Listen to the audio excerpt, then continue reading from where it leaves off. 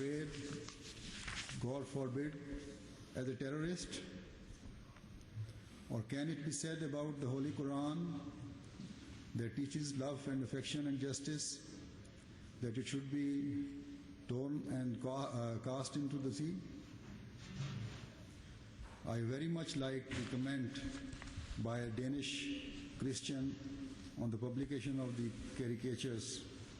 He said that these cartoons were like him writing a poster with some false statement about his neighbor and putting it on his front door so that the neighbor could read it every day and yet claim that he loves his neighbor. Every sane person can understand that these things cannot help establish peace. Therefore, if peace is to be established, we will have to respect the sentiments of each other and safeguard the rights of society. It is easy to spread hatred, but very difficult to sow the seeds of love. Modern man has come so close to other men that he can find the whole world before him on the touch of a button while seated on his sofa in his drawing room. Were all the efforts to achieve that nearness of a global village aimed at kindling the fire of hatred? Or were they to witness the evergreen fruit-bearing trees of love and sympathy for mankind? You will certainly agree with me that our goal should be to acquire and promote love.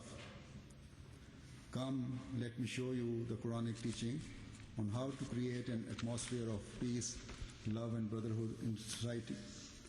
The Holy Quran says that a major cause of social ills is violation of the rights of one another, and admonishes us to be mindful of the rights of the weaker section of the society in particular. The Holy Quran says, and in their wealth is a share belonging to the beggar and the destitute.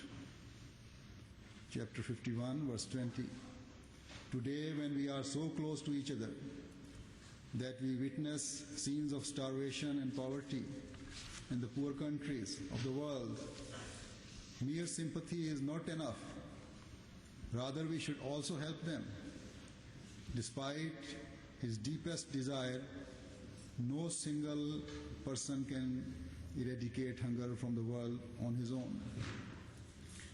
This requires a concerted effort to be made by all. A few NGOs are nowadays working on this, but even they cannot fully cope with it unless the wealthier governments, be they oil-rich or developed Eastern countries or affluent Western countries, pay attention to sincerely helping at government level. Unrest will persist. If instead of supplying arms and ammunition, the countries, especially the African countries embroiled in conflict, are helped with food that many rich countries have in excess of their needs, unrest will abate. Development plans should be chalked out for these countries. Efforts should be made to extend educational and medical facilities to all remote areas. The rights of the needy and deprived are not limited to food, but also include education and opportunities for progress. Otherwise, unrest will spread. Unfortunately, when the donor countries do come to the aid of the poor nations, more than 70% of their accrued budget is consumed on the salaries and benefits of their own personnel.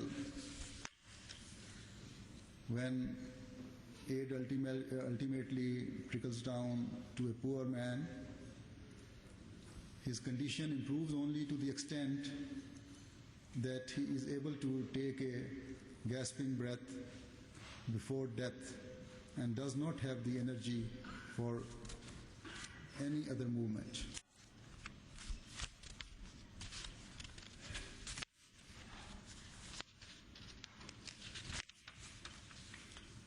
I was surprised when I saw the several governments had installed pumps in Africa to provide water.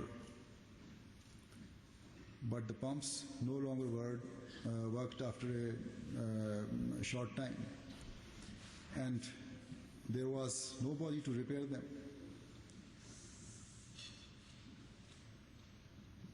When our Humanity First and the Ahmadiyya engineers investigated, they were told that the pumps had been installed by the foreign countries and the local governments did not have the means to rehabilitate them, as the cost would be very high. The cost was so high because the workers claimed a lot of personal expenses. However, Humanity First and our engineers were able to rehabilitate them at a very low cost.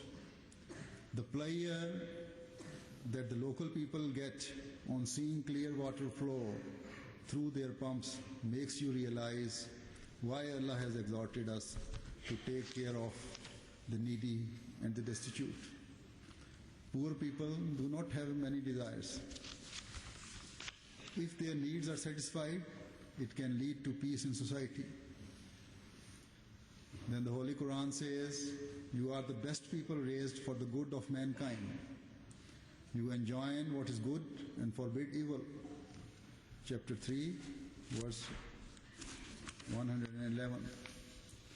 This is a major claim made by the Holy Quran that obviously means that the deeds done by you should be such as benefit the people.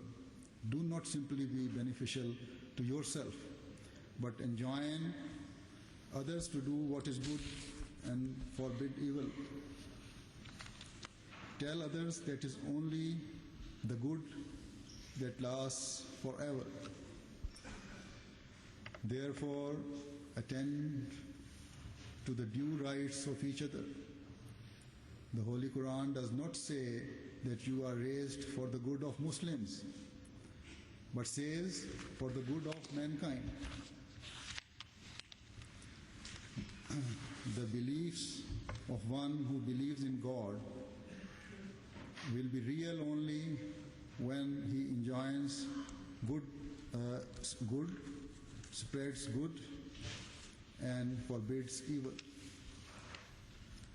If the critics of Islam had acted fairly, they should have pointed out to the Muslim who transgress in evil and do not fulfill the requirements of justice that their acts are at variance with teachings of their holy book.